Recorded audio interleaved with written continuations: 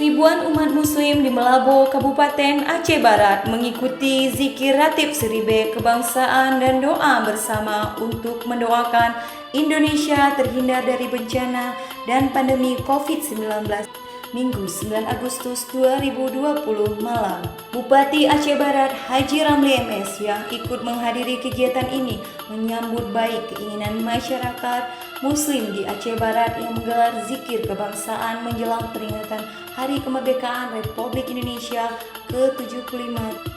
Haji Ramli MS juga menyatakan kegiatan yang diprakarsai oleh Majelis Pengkajian Tauhid dan Tasawuf MPTT Indonesia juga bertujuan memohon perlindungan kepada Allah Subhanahu wa Ta'ala agar Indonesia selalu jauh dari bencana, mara bahaya, dan pertumbuhan ekonomi di tanah air semakin lebih baik.